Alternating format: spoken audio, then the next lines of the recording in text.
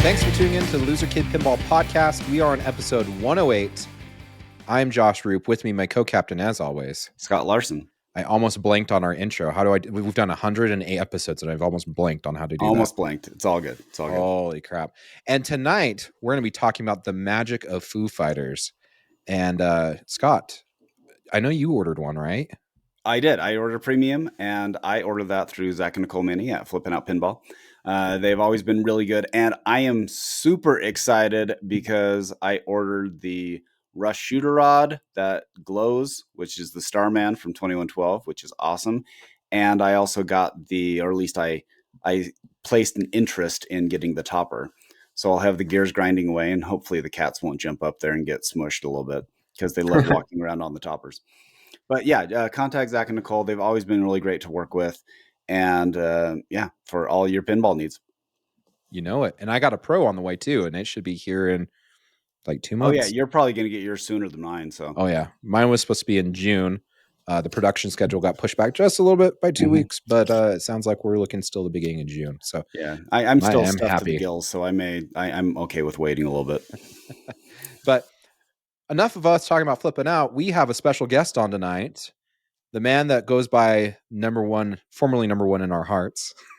Well, no, he is currently number one in our hearts. Is he currently number one in our hearts? Well, he's number one in my heart. He's killing it with Foo Fighters Code. He's killing it with Pin Clash. He's just killing it. So if you want to all welcome, we've got Mr. Raymond Davidson with us. Woo! Hello. Yeah. Woo! See, I like having Ray on because he actually has a Black Rose also, and he loves Black Rose like I do. Yes. So we can always talk about all the magic of Black Rose and the depth of the code of Black Rose, which is non-existent. I was actually just going to say, it's actually much deeper than people know. There's actually... okay. That was one of the first games where I actually went online and read this rule sheet. It was pretty long, and it details the 7 different canon awards, the multi-balls, the hidden treasure, there's the jackpot. There's actually a lot more in there than you think. And I don't know, I have a soft spot for it. Especially for a 1992 game. It is exceptionally deep for something that was intended to be on location and really a coin drop game. Fun fact, Brian Eddy did the software on it. So I didn't know that. Yes. Currently at Stern Pinball. So over lunch, me and him would talk and talk about, man, I loved your work on Black Rose. kind of hit him blindsided him, and he's like, oh yeah. That's hilarious because he probably doesn't get that very often. It's like, I love your medieval madness. I love your attack from Mars. And it's, he gets the occasional shadow, but I highly doubt he gets Black Rose. But that's the playfield design though. So true. What you're saying is he did the rules for it. Yes. Yeah. Which is, that's a different thing. Now, the thing that I love talking about with you, Raymond, is that you have such enthusiasm for rules that I am still on the pro level. I'm not on the premium or LE level of understanding code. But every time I talk to you, I'm like, I don't understand what this thing is doing. And I'll text you occasionally. I'm like, can you explain this to me a little bit? And he's like, oh yeah, it's this. And by the way, if you do this, you can do that. Simple. Yeah. Simple. Yeah. It's just a cascading effect, right? Yeah.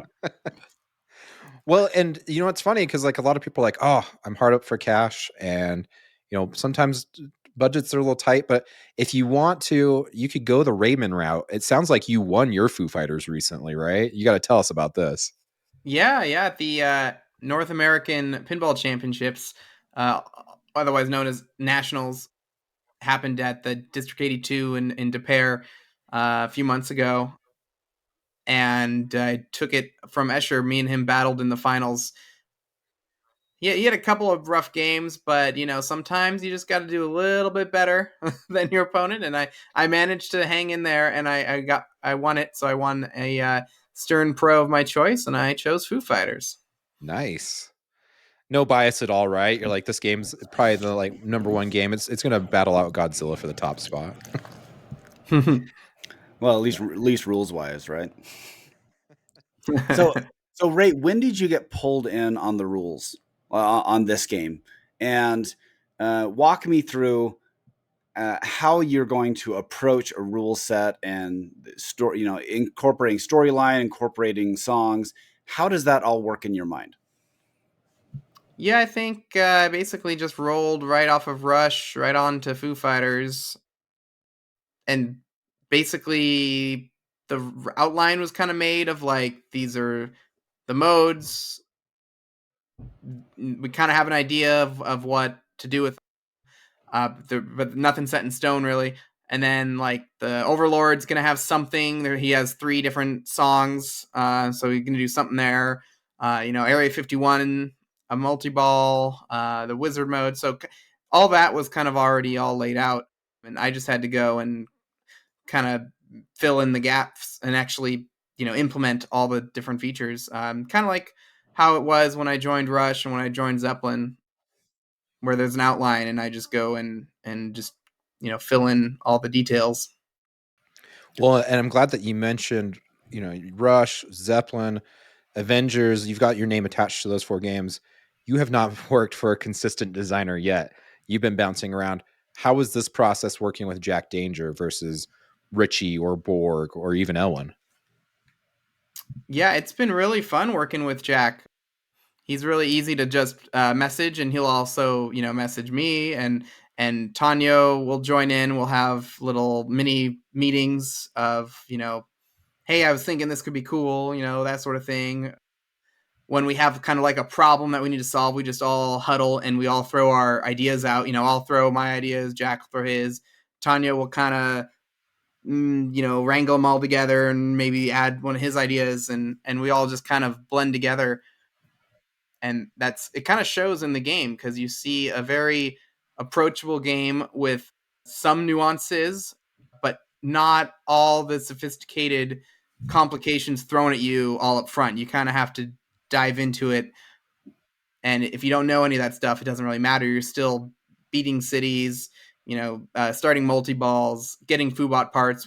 Whether you know how you got them or not, you're getting them, so that's exciting.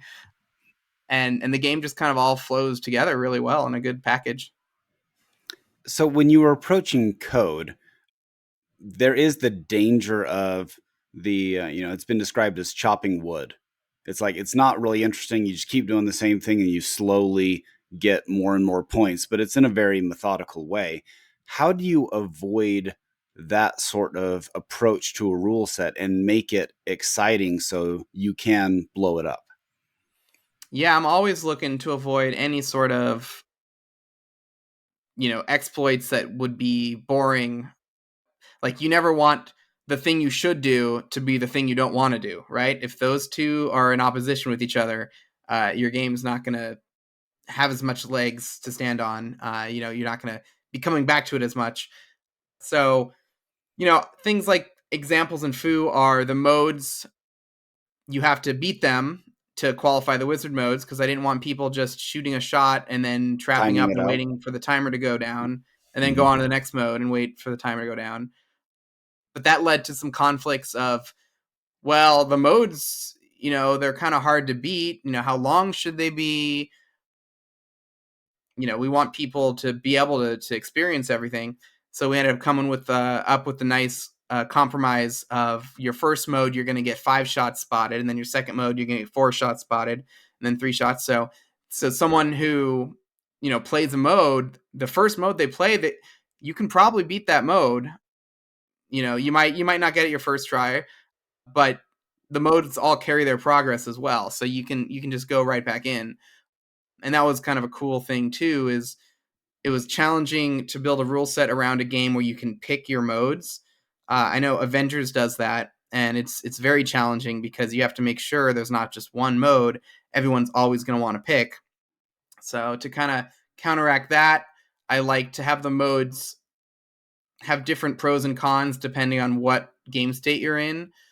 So if you have a bunch of shot multipliers, this mode might be good. Or if you are about to start a multi-ball, mode might be good. Or if you have nothing lit and your multi-balls are miles away, this might be the right mode for that.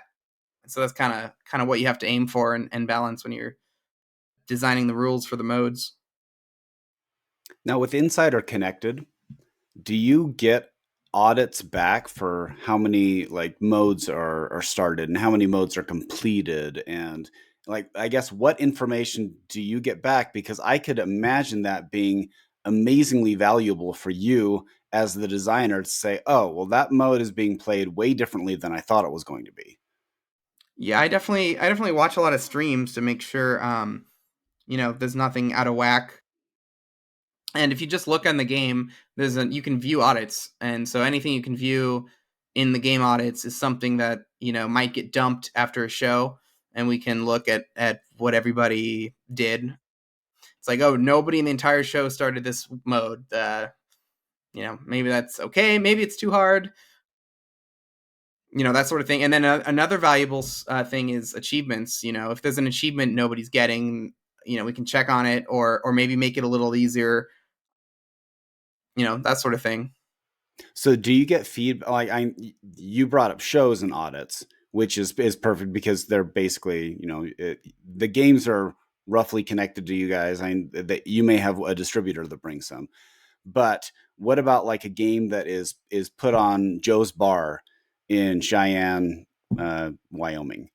Like, are you able to see how it's played at different locations with Insider Connected? Well, the achievements are all connected, so Okay. you can see people's achievements and stuff.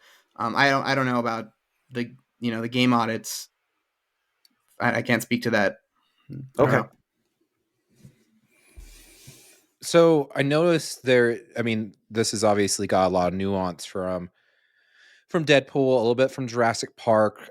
Did you use some of that code structure from those games as well? Because like I noticed, like with Van, it's kind of similar to Map, right? Like you shoot the white arrows and it spells out what you need to. Is there any kind of other similarities, I guess, to other codes and something that you tried to emulate, or are you trying to? I don't know. I know that like Yeah, I each. mean the van Yeah. was definitely right out of Jurassic Park. That was actually my idea to spell van, because I thought of Jurassic Park, and I'm like, the white arrows reminded me of Jurassic Park, and then I was like, oh, you're spelling map. What could you spell? Oh, duh, van. You're trying to light the van. So, yeah, that was a good catch there. Yeah. I'm trying to think if there's other things, but I kind of blend, whenever I need inspiration for rules, I'll think of other games and kind of incorporate their progressions and things, ideas.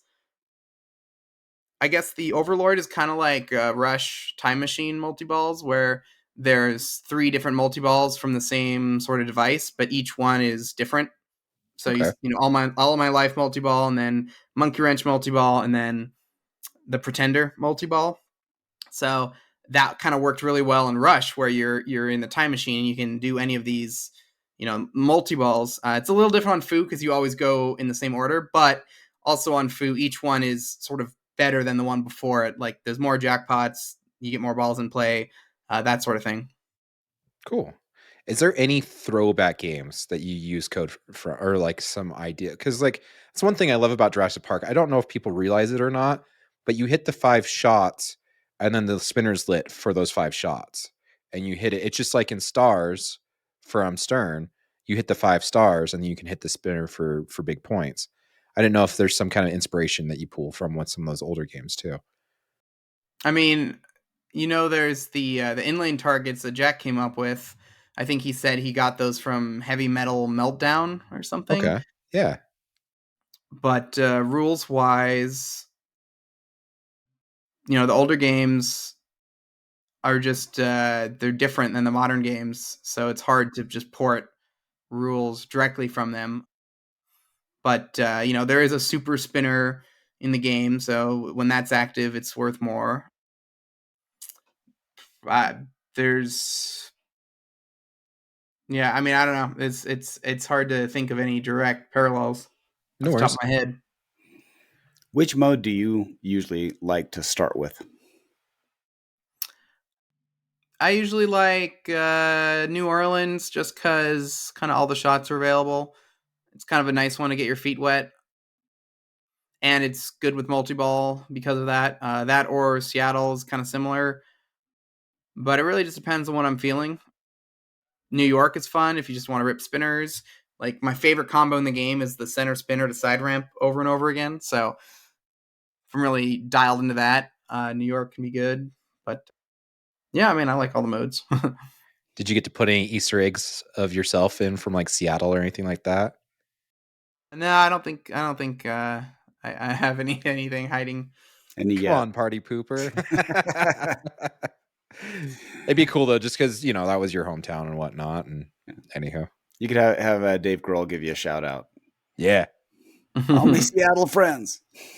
It is cool that Seattle is on there though as a city. I'm happy about Yeah. that. Yeah. Okay, we as typical when we design games, we have the Pro, Premium, and LE, and you have the. It's interesting because sometimes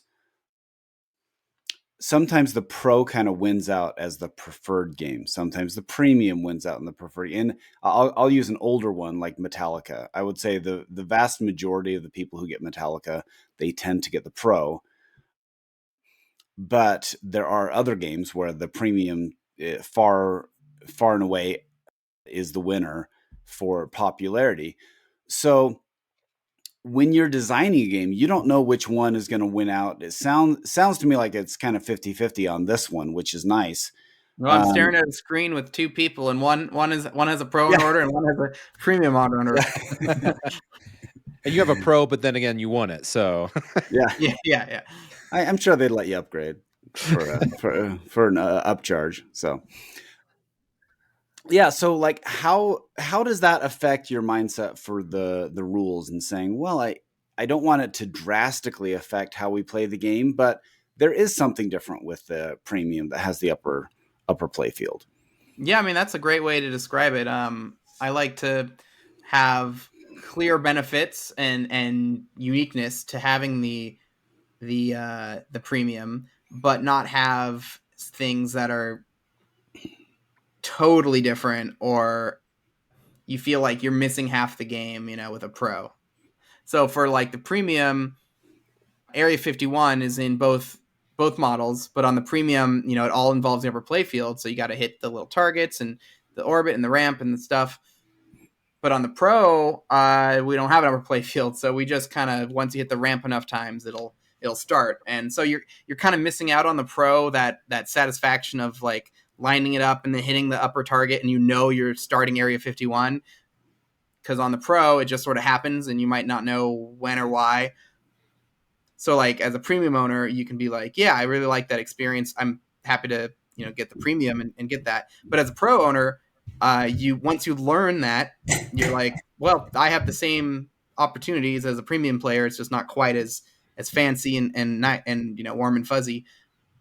But then also, in addition to just the way kinetically, the premium will have different kind of scoring opportunities. Like in modes, you can shoot the upper playfield to spot shots. So on the pro, you might hit the right ramp and then you're forced to like immediately like either choose the left ramp or the center, but maybe one of those aren't lit for what mode you're in. But on a premium, every mode you can spot shots, one time each on both of those. So if you work the right ramp into your equation, you can kind of right ramp, upper loop, then come down, hit some more things, go back up there, hit the other one, and kind of changes the strategy. And then similarly in the Area 51 multi-ball, the way you light your super jackpot is up there. So you can actually hold off on getting the super jackpot or just focus entirely on regular jackpots.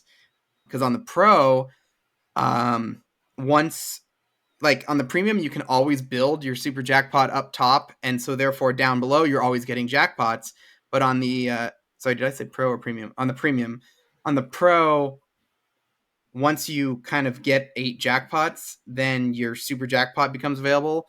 And now you're building your super and you can't actually get regular jackpots. So that's actually a pretty big scoring change where on the pro, it's like jackpot, jackpot, jackpot. Okay, my super's ready, super. On the premium, it's kind of chaos. It's like jackpots down here, super up here, building up here. So that dynamic is totally different. But like I said, you're not really missing anything either way. It's just different. And yeah, I think that's the way to go.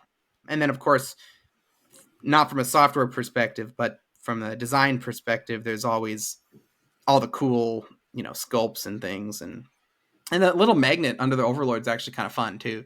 It choreographs. We actually made it kind of synchronize with the video. So when you get captured and the tractor beam comes on, especially on the LE with the expression lights, it really looks like a tractor beam.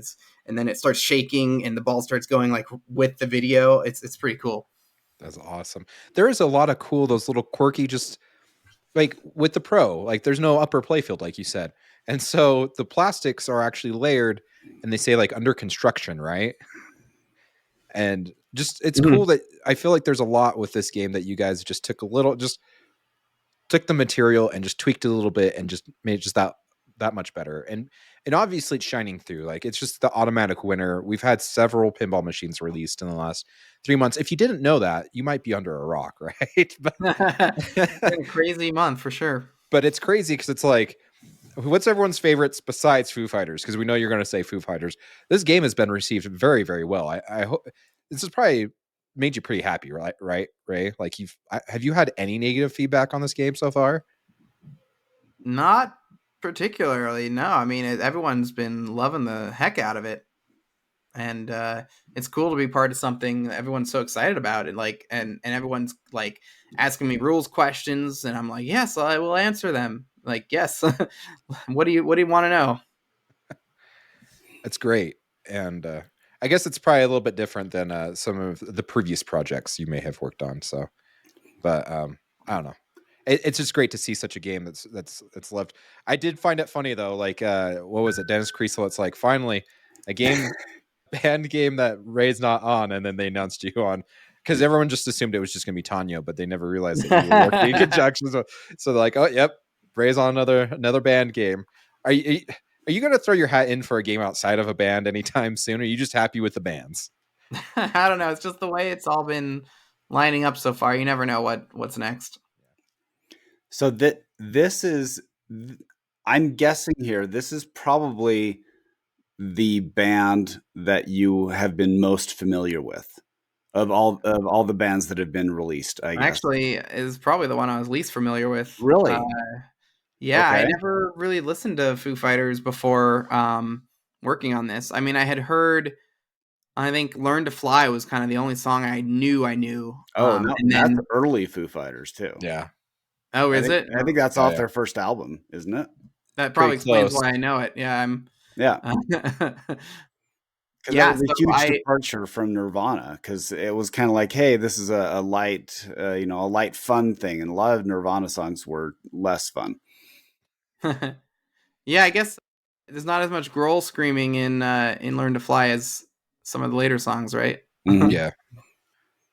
Yeah, he kind of went for volume. So I would say that has the theme resonated with I am solidly in the dad rock era, right? Like all the bands that you guys have released, I'm like, yeah, I'm slightly younger than the Led Zeppelin era, totally in the Rush era. And I have a friend who wants a Bon Jovi pinball machine. So if you want to do that next, he'd really appreciate that. But this is actually of the band pins that have been released. This is the one I'm least familiar with too. I actually don't know too much about Foo Fighters, but I do appreciate the energy they bring. So what kind of feedback have you been receiving from, because you talk to a lot of people playing pinball and there's a lot of people in their 20s now, as opposed to us 40-year-olds.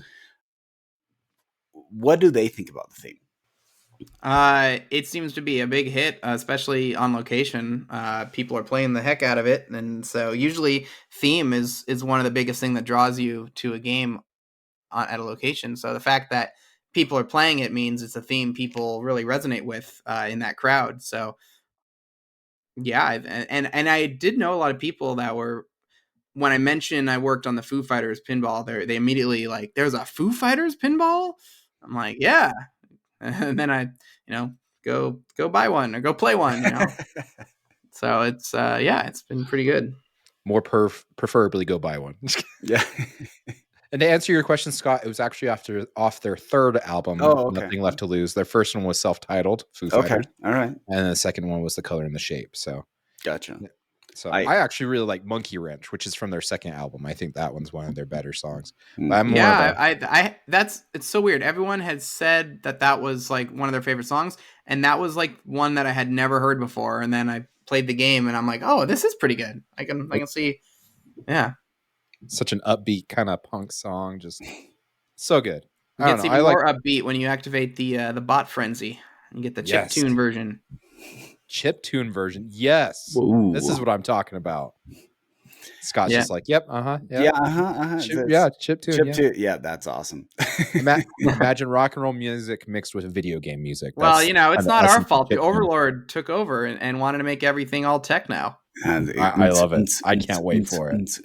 Yeah, no, that's awesome. For those aren't watching the YouTube, you just missed Scott's little dance to the. Yeah, I was doing the shoulder dance. Yeah. Just in case you're wondering why I never became a professional dancer. Oh my goodness. Okay, so this is your third game you've worked on, right? Or fourth? Fourth. This is your fourth. So what have you learned incrementally through the process to go from, well, first of all, what was the biggest surprise that you had from being an enthusiast, being an elite, not even a high level, an elite level tournament player, and understanding rules probably better than anyone else on the planet, and then coming in and saying, oh, now I have to design it? What was the biggest surprise? That it's really hard. like you run into a lot of what ifs and a lot of, like, when I'm playing and I think of an idea, I'm like, why didn't they just do this? Or why, it'd be cool if X, Y, and Z. Like, when you don't have to actually implement it, you can come up with thousands of ideas a second. Like, it's so easy to just, oh man, they should do something like this. But the problem is when you actually make the rule, you actually have to think of like every implication and execution of that rule, and how it interacts with the other rules, and what it actually means. Like, will people understand that? There's so much more to it. It's funny that you say that because it has to be like simplistic complexity, right? Because like look at I think of the 90s games. Like I always kind of think of like Giant Mnemonic. That game does have some good depth to it and whatnot, but the problem is everything gets overridden because everyone lines up their grid and then they get the spinner lit for ridiculous amounts of points and then you just Yep. spin it all day long. And so it's like that. Like you're constantly have to balance like, well, what do I do so that way someone doesn't just focus solely on Overlord, or you know what I'm saying? Yeah. So Yep. You got to make sure there's nothing too crazy. I know on Rush, I kind of went wild and was just like, yeah, you can boost things as high as you want. And you can put multipliers on things, and you can blow it up, do all this crazy stuff. And it was fun for a while. And then people started getting like hundreds of billions instead of just like a few billions. And I'm like, okay, this is starting to become meaningless, right? Like the scores have to mean something. And yeah. so we adjusted that in the latest update to try to make it more balanced. And so when you actually get a good score, it's because you did something cool. You didn't just have the one thing lined up and did it a certain way or whatever. So that was kind of a lesson learned. And on Foo, there are crazy multipliers, so I'm a little worried people might find some crazy things. But so far, I think I've kept it all sort of balance, where people are picking different cities. People are, you can pick either wizard mode. People aren't just like always in a playfield multiplier, because it gets harder to start. The inlane targets, you're not always just shatzing, because it's really freaking hard on that game Yeah. to actually shoot into the inlane targets. So you only do it when like the opportunity presents itself and you have like a big thing. It's not like Star Wars where you're just always boop, make sure I'm multiplying everything. So all that stuff is stuff I've learned and I'm thinking about as I'm making rules. When you're playing it, what triggers for you wanting to try to shoot the shot, the stand up targets? Because for me, that looks almost like attack from Mars straight up the middle. It seems like it is a ricochet waiting to happen that will go right between your flippers. Yeah, I mean, if you have like your last shot in a mode is always worth a lot. So I've seen people try to double that, or just double like in Bot Frenzy, you can actually double the spinner rip. Like when your spinner's lit for a lot, it'll actually multiply all the spins, not just like one. Mm-hmm. Oh, That was nice. fun to implement too. All that logic of, a shot multiplier seems so simple, and then you have to think like, wait, what is a shot? Like define shot for me. So yeah. How many times do you break a game starting to code it? Like, do you just have moments where like you're coding everything out, you guys are testing it out in the lab or whatever, and all of a sudden the game just like shuts itself off? I mean, I hope that doesn't happen. Oh, no, I didn't know if that. he's I didn't saying know if when that. you're testing, not on location. Yeah, I'm saying when you guys are creating the game, does that ever happen? Like you're like, this will be awesome, and then you put it all in, and it just like breaks the game. Does that never I mean, happen? when I'm developing, it's literally like writing code and then sending it to the game and then testing it. And I'm sure, yeah, sometimes you'll forget a semicolon and you'll be in an infinite loop. Like that stuff happens to everybody. And when that happens in pinball, everything just locks up and you're just like, wait, why is nothing happening? And you're like, oh, oops. So yeah, it's kind of, it can have some crazy consequences if someone was just watching the game. But when I'm testing, I do it with glass off, with my hand. So it's not like I'm physically Oh, like I'm gonna play a game of Foo and then something bad happens. It's more like I implemented a new mode, I start the mode, I hit some shots, and then it dies, and I'm like, oh, okay, I need to go look at this thing. Like gotcha. that's sort of how that works. You should make that a Silver Ball swag shirt. Yeah. Did I forget my semicolon? Actually, I'm just gonna make one that says "Pro tip: play with the glass off." Play like the professionals.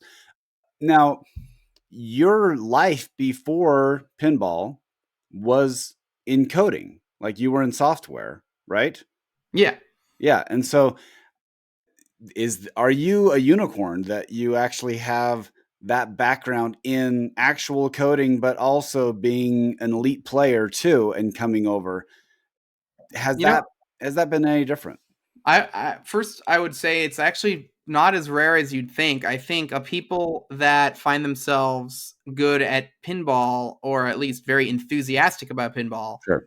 in my polling, it seems like there's a good amount of them that either have computer programming jobs or are in that field, or just like math and stuff in general. And so it's not quite as unicorn coincidence as you'd think, since it kind of aligns that way. But in my case, it worked out especially well because, yeah, I really passionate pinball, and they needed somebody who could code and could move to Chicago on a whim. And I'm not. I mean, I do have a house in Washington, but I got it rented out, so that's still there.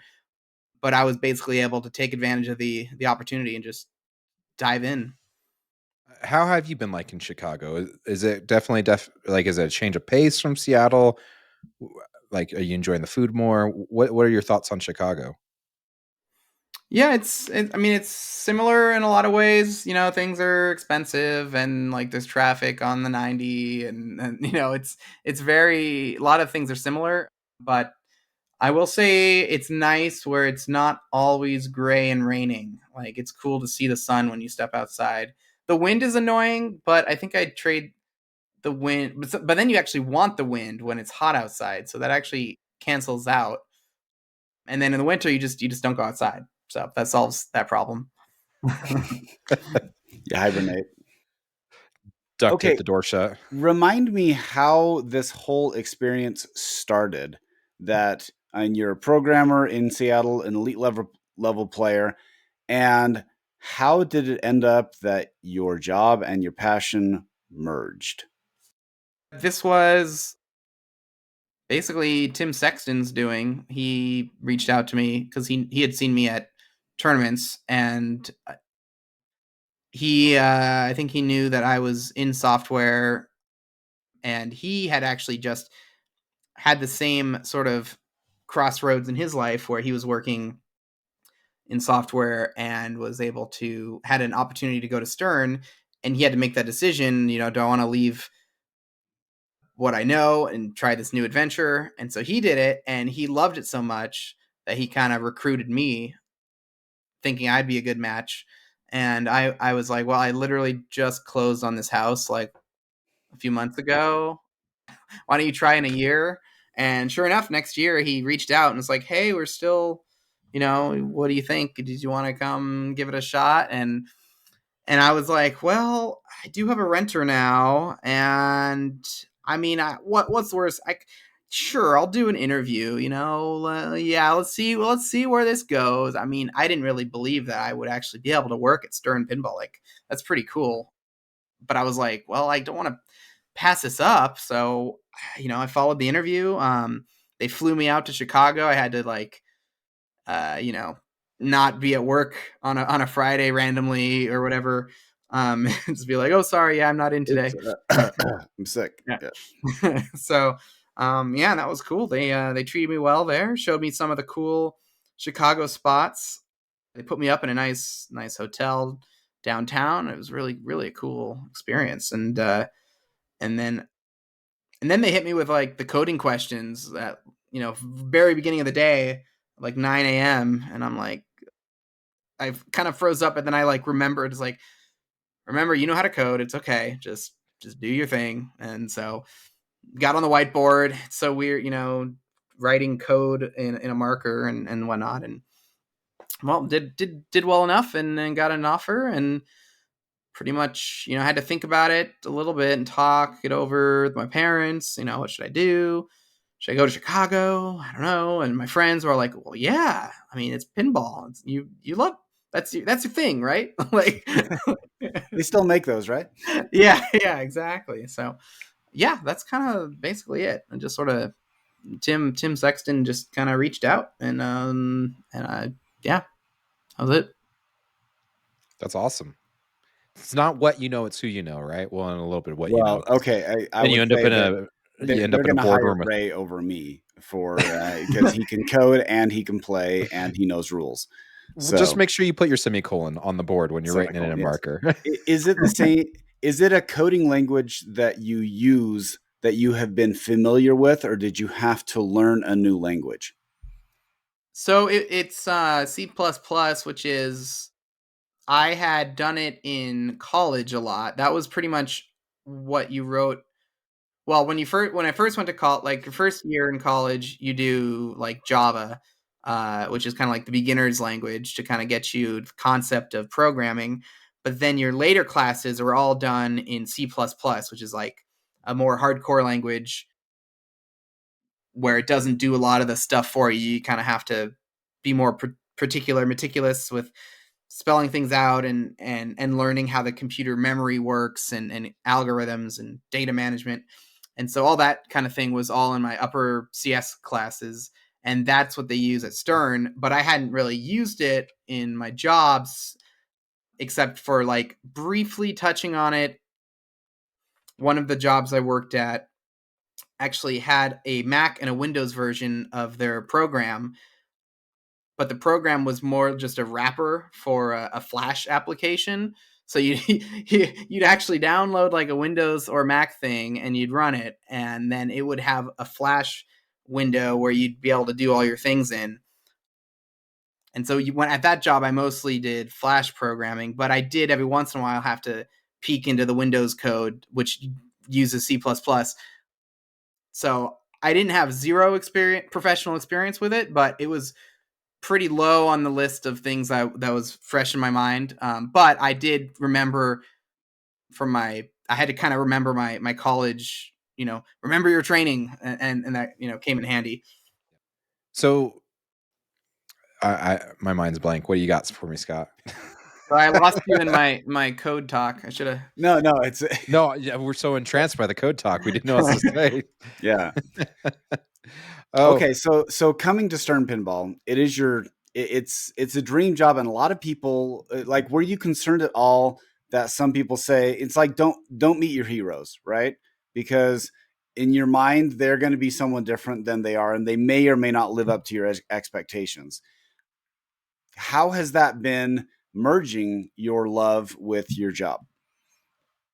It's been pretty great. I haven't really seen much downside to it. It's, I mean, it can be a little, you know, you have to be a little more who you talk to about what, and you gotta make sure you're not like you're super excited about everything, but you can't, you know, say what you're working on, Mm-hmm.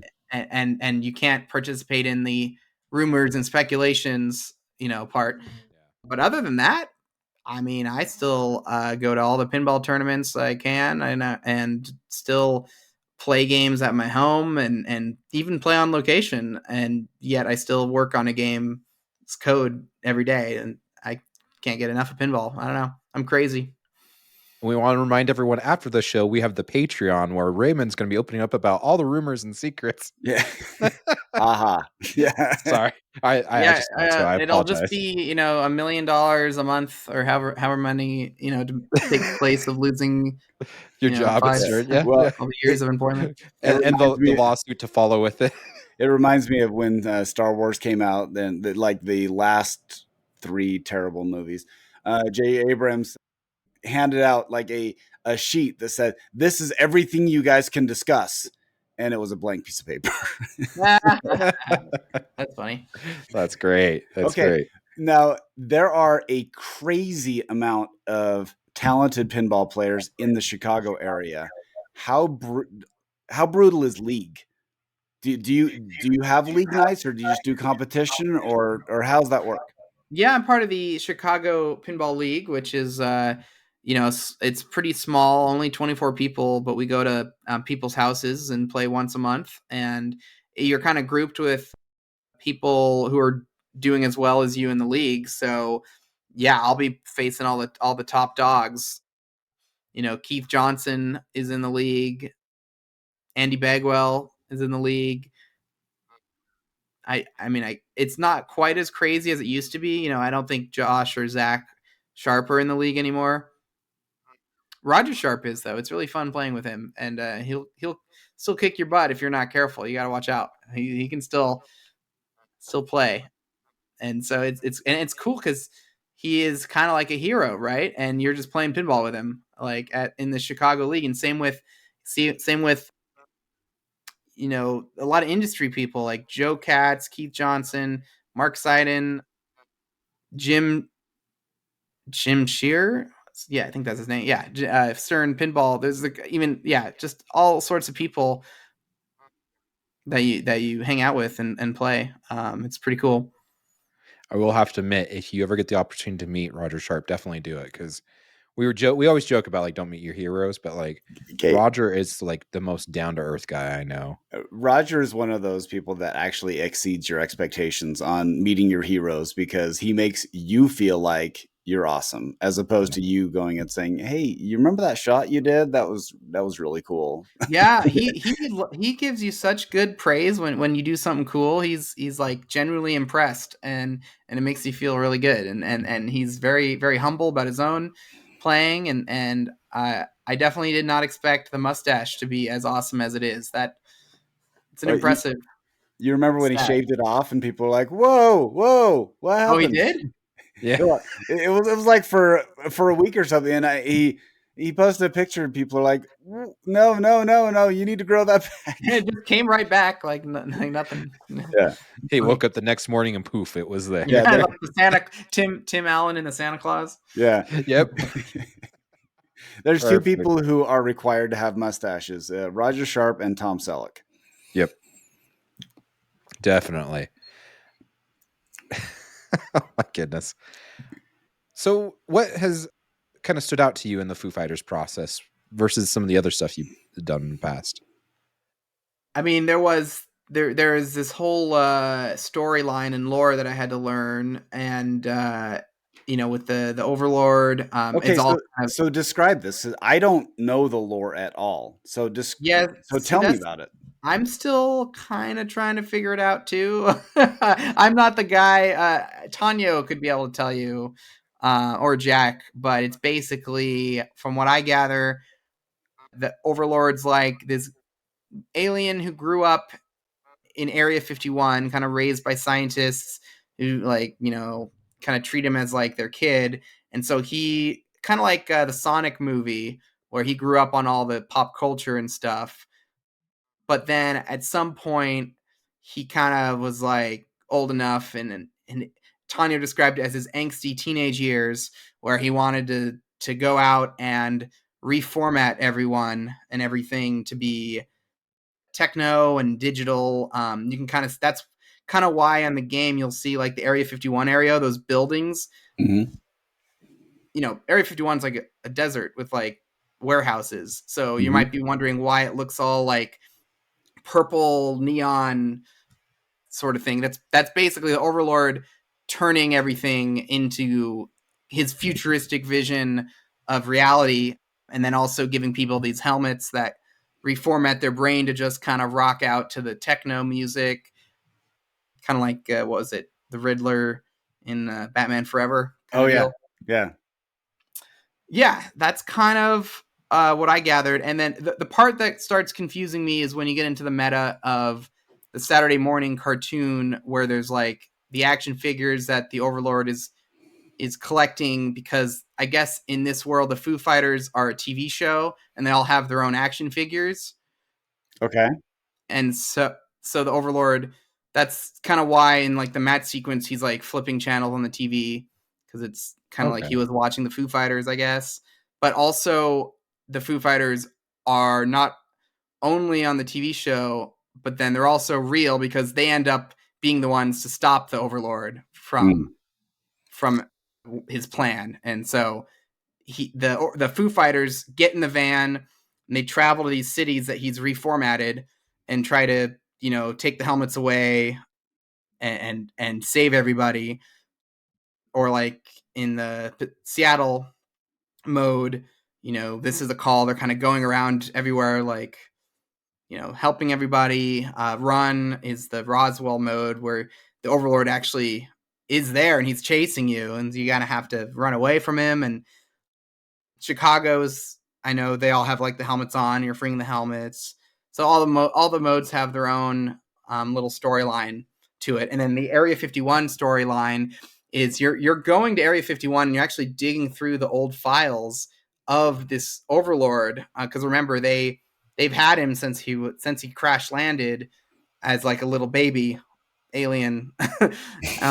And so you're finding all these embarrassing facts about him. So if you're ever watching a stream and someone's playing Area 51, look at the display. There's all sorts of hilarious folders that they show and things. So there's a lot in the art in this game for sure, and story. And yeah, that was a lot to kind of take in when I joined the project and learn. And it's cool though. It's really cool. Okay, so they assemble to form like so. When I was a kid, there was a show called Voltron. Oh, I forgot about that. Yeah, Yes, They that's make the how Foobot. they plan to beat.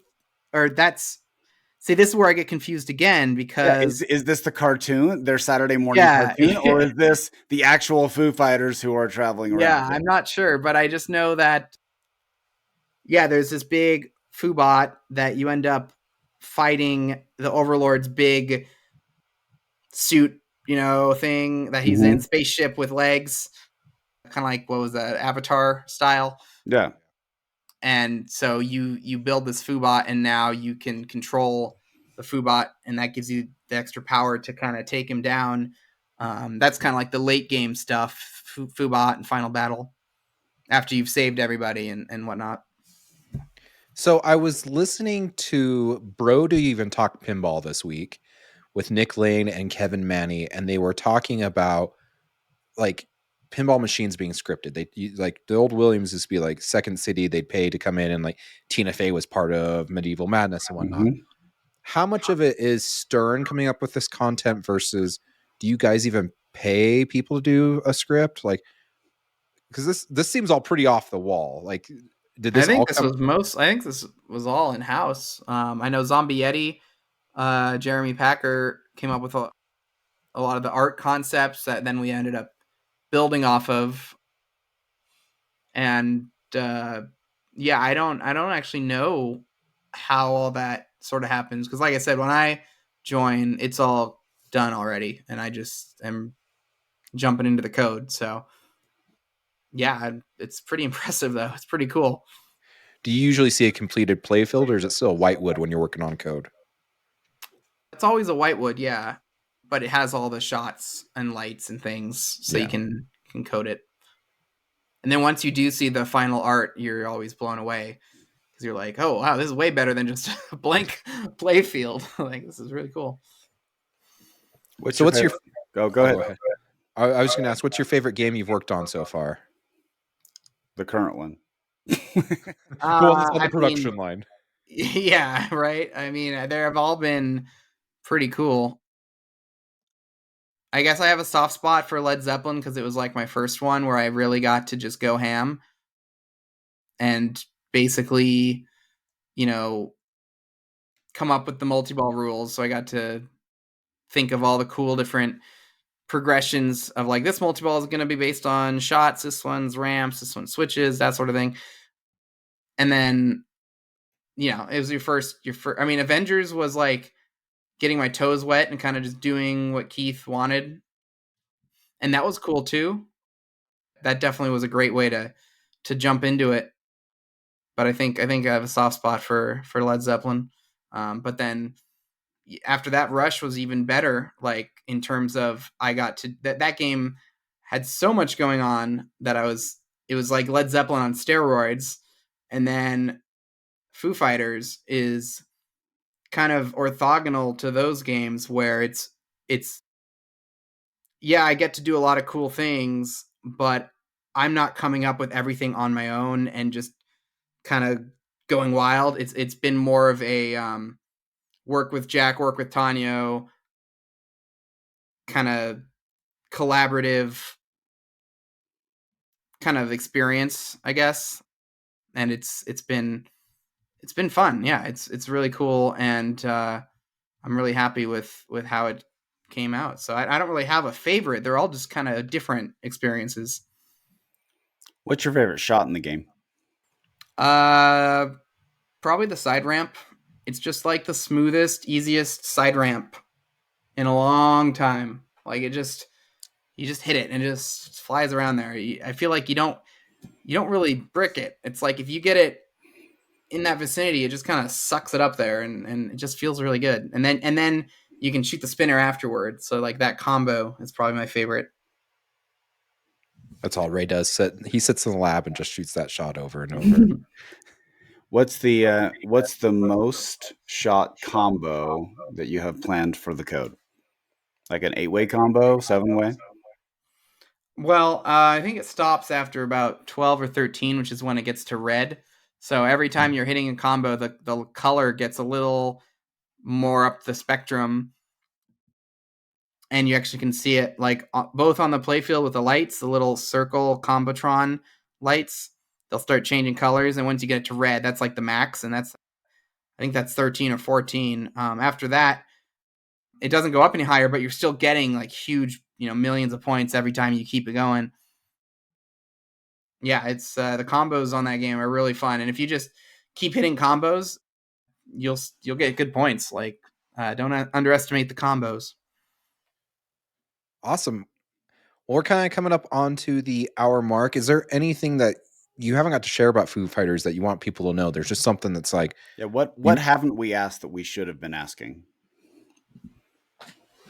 Mm, I mean, you haven't asked any rules questions, but I guess you guys don't have your games yet, so you don't really. it's true. Well, and like, so we did talk about the van, at least the lighting of the white. I do like the actual van shots. I've played a handful of times, but the drop targets, I like how you have that lined up to do, your missile or your speaker, or I can't remember what the third thing is on there, but that kind of that roving shot with locking it in and boosting your van is really cool too. So why? Yeah, yeah. Oh, go ahead. You Go ahead. Before you start a mode, yeah, you hit those drops and then you hit the thing behind it. But the fun part is, if you ever miss a drop, like you hit the behind paddle, it actually resets your drops. So it's actually challenging to try to pick those off without missing and resetting them. But you do get progress towards a bonus multiplier, so not all is lost if you miss those. You get rewarded pretty well if you get all 3 down without resetting them. Yeah, because then they stay down, and you can hit the paddle behind them as many times as you can before the time runs out, and each time levels up your van another level. And so if you hit that thing like 6 times on the bomb, then the next time you start a mode, you'll have 6 shots already spotted, so you only need a couple more to beat it. Or like the engine will start your mode with 100 seconds instead of 50, or the speakers will start your scoring instead of 2 million a shot, it'd be like 3 million a shot. So it's just depending on which mod you have, the next mode you play will be better. Nice. So I'm playing this in Logan's Arcade, and you walk in, and I turn to you and say, okay, so what am I supposed to be doing on this game? How are you going to describe it to me?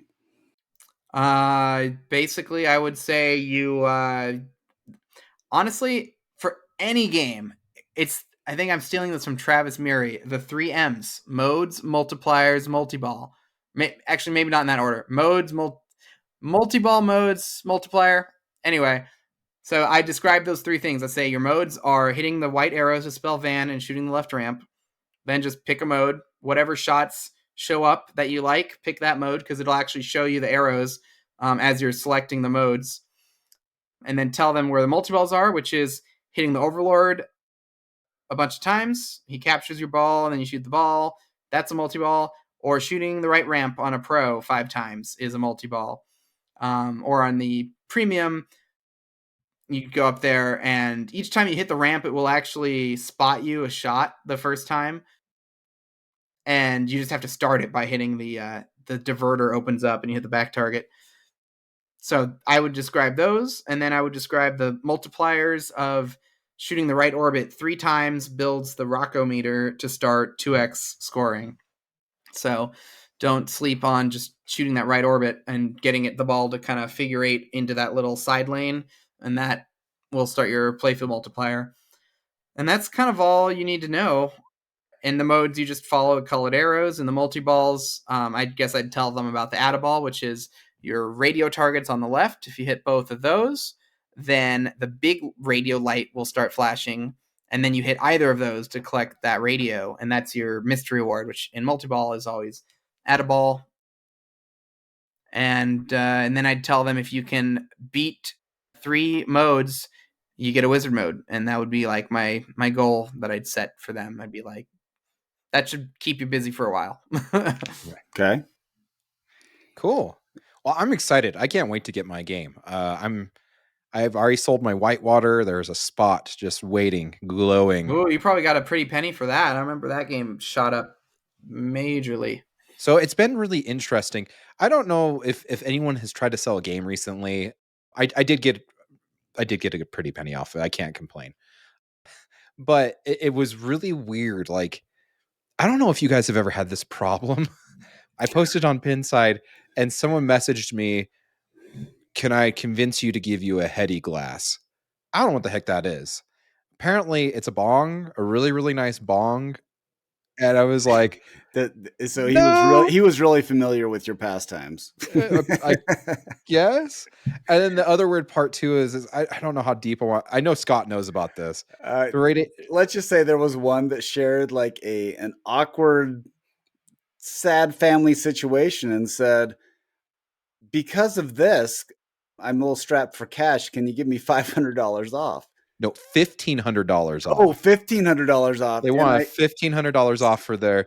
So it was like a family tragedy, and I just kind of jokingly said, "Hey, I've got this family tragedy. I still want to buy this luxury item. Can you cut me a deal on it?" It just sounded so bizarre. So, yeah, I don't know. I haven't tried to sell anything too recently, but I'm sure it's bizarre out there, in the raw. You never know what kind of people you're gonna run into. It doesn't help when like games like Foo Fighters and like 6 other games come out all at the same time, and everyone's like, "We need to get rid of everything right now." Yeah, and everyone wants. Yeah, it just But no, it just made me chuckle because I've had more unique interactions this go around, Yeah. and luckily I ended up selling whitewater locally to a gentleman. Shout out to Kyle.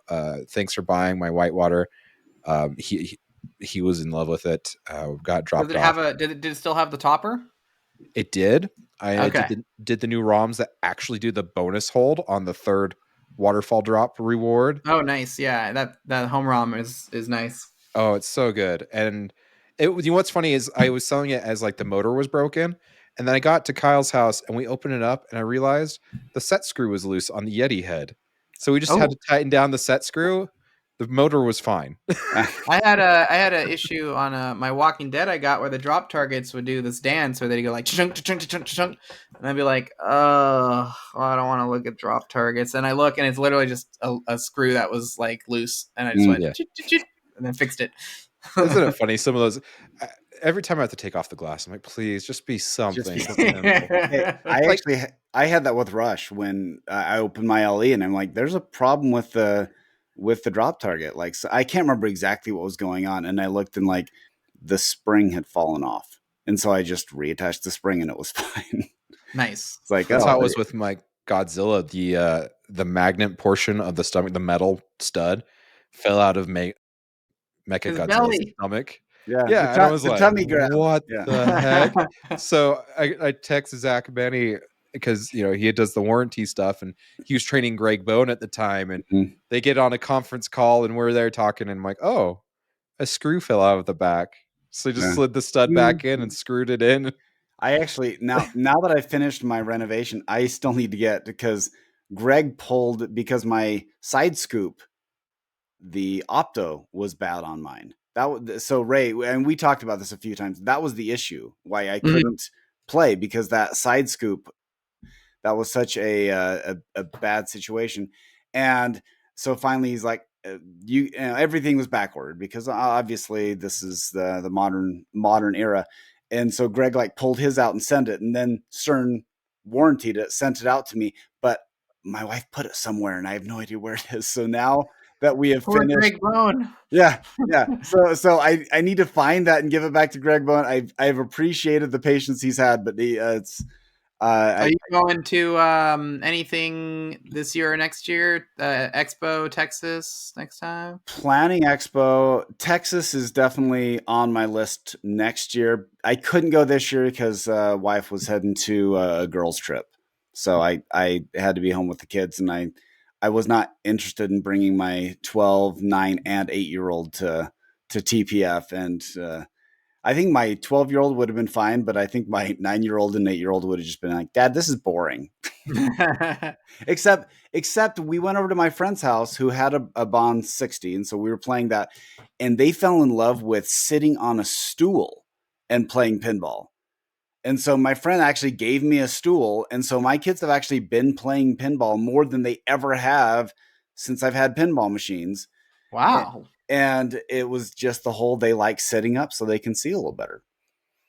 So Cool. that's a pro tip for you guys. Yeah, I actually I did that. I sat down on a chair while playing a Simpsons pinball party, Mhm. and I was like, "Oh my gosh, how if you're not tall enough to see, you cannot." The comic book guy's head is in the way of the entire upper Everything, playfield. absolutely, Yep. yeah. I'm like, this is a view that like kids and some people have.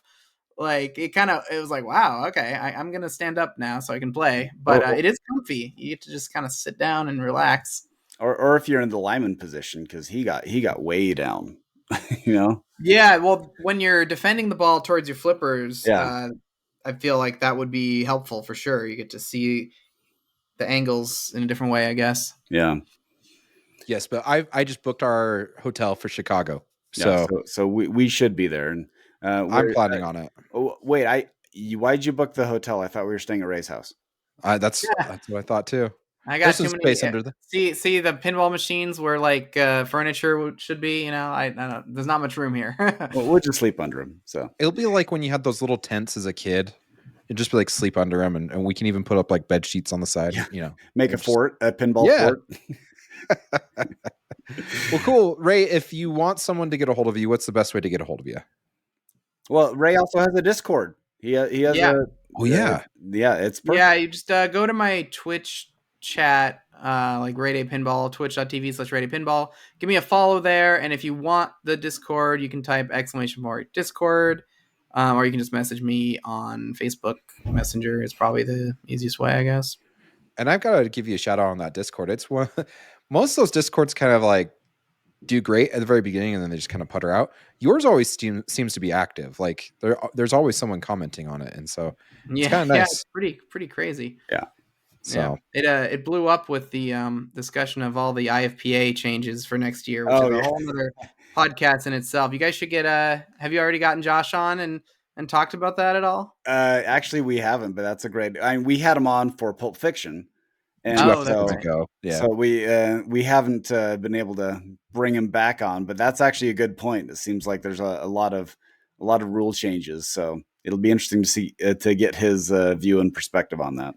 Josh Sharp, the one guy that you could have on 4 episodes in a row and not have the same material discussed every single Yeah. Seriously, because you could talk raw thrills on one, you could talk, coding on another, and then you could talk IFP on another, and it just You could also have Roger on for 4 episodes, but they'd be 4 4-hour episodes. You'd get through 5 questions. So you know it.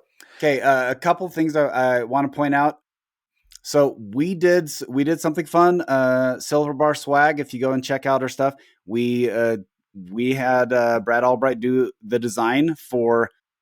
There's some awesome shoes and a backpack, and you can choose your colors. And there's a Keith Elwin goat shirt. We're just having a little fun with this. It's a lot of fun, and I know I love seeing pictures of people getting the shoes because they are really fun pinball shoes. And I've been talking with Josh about getting the 3.0 version of the Loser Kid hat made. So those are in the works. So we, as soon as we get those made, then Ray we'll give you the 3.0 hat and get you leveled up. We'll have to bring it personally to you at Expo here in October. Hopefully we'll get them done before then. If you want to check out our swag, it's on silverballswag.com/collections/Loser Kid Pinball Podcast. And there's dashes in between the Loser Kid and Pinball. And this is our second episode on YouTube. If you want to look at our beautiful faces, then that is definitely a way of checking us out. Happy for subscriptions and any sort of listening on whatever method you like. We are just grateful that you guys are able to spend an evening with us, or an afternoon, or a morning, or whatever. I also want to do a quick shout out to Martin Gomez. If you did not check out I posted on all the socials this week, but they originally did an episode about pinball on their podcast, 99% Invisible. It is a huge podcast, and they did this pinball podcast like a decade ago. Well, at that time, pinball was coming off life support. Yes. Let's put that away. I mean, really, what they covered is the '90s Williams stuff. They talked about Pinball 2000, and then it kind of puttering out. And it's amazing how much has changed in the last decade for pinball, and really having a renaissance. So it was cool because the first part was kind of a remix with Roger Sharp, them talking about the movie, and then the last half was them talking to Keith Elwin and Martine going and doing a tournament and just kind of recording that as a newbie and playing through it. Thanks for sharing pinball. I mean, it was crazy because I was looking up their subscribers just on Podcast Addict alone was 1.1 million subscribers, and that is amazing to have. Wow. Yeah, it was crazy, and so and it was really funny. A little sound clip from Josh and me. Yeah, he said I couldn't get Keith to gloat about himself. He's not like that at all, right, Ray? Like anywho, he doesn't talk about himself, and so he ended up pulling clips from Scott, from me, and from our good friend Martin Robbins off of Head to Head, talking about how Keith Elwin is pretty amazing at his job. And so it was cool to be on there, and also they gave a shout out directly to me because I helped to get them connected to Keith and to Zach Sharp and whatnot, so that way they could get the episode all wrapped up. But it was really fun. It was really cool. It was really different to hear that. And just wanted to give out Martina a shout, and I think he'll actually be at Pinball Expo as well. But that'd be great. Yeah, we'd love to take him around.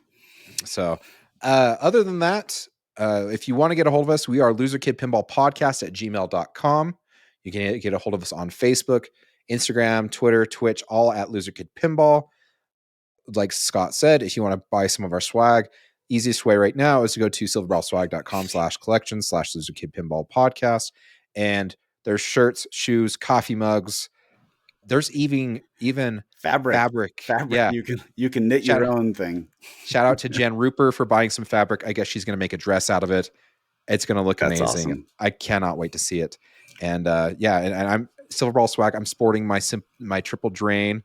I guess Travis has got his whole t-shirt collection paid for in the last couple months, and it's all double zeros. Okay, yeah. Tell what you sent Travis. His special Loser Kid shirt. Yes. Ray, have you seen our shirt where it's kind of like the baseball shirt, and then it has our Loser Kid logo on the front? Yeah, so it has the hat, this guy on there, and it's the red and red sleeves and black. So he got that and saw the logo, and he's like, well, cool, why are they sending this to me? He flipped it over. We got Murray on the back with the double zero. Nice. He will forever be a pinball epic meme. tournament score, yeah. If, I got to plug, I also have Silverball swag. If you want a coffee mug with my lovely face on it, it's pretty cool. Okay, you have some of the cool. I love your logo though, because it's in the Crash. It's the Banjo-Kazooie. Banjo-Kazooie, that's what it is. Yeah. The font, yeah, it works pretty well. I was pretty happy with that. That's like the only thing I've ever done in a photo editing program ever, and I had to learn how to layer and resize text and stuff, and I did it just for that. So yeah, it's pretty cool. It's iconic too. If you want a Ray Day hat, that is where to get Ray Day pinball. Yeah, Travis Murray's kid has one. He says he swear it makes him play better. It better. He also has a Loser Kid hat too, and he had us sign it while we were at TPF last year. That was pretty cool too. So. And Ray, are you still streaming regularly or recording? I stream now and then. I will next time you'll catch me, I'll be streaming my Pin Clash finals May 13th, Saturday, somewhere around then. Yeah, so, nice. I mean, you'll probably be watching on IE Pinball because that's where it's streamed. Mm-hmm. Shout out to Carl. I will technically be live on my channel doing that. Nice. So, well, cool. I guess. And Ray has some of the best tutorials, by the way. If you really want to know how to go deep dive play in his games, look him up. Definitely. Well, that wraps it up for us tonight. Thanks again for joining us, Raymond. It is always a pleasure having you on. And to everyone else, I guess we'll see you in 2 weeks.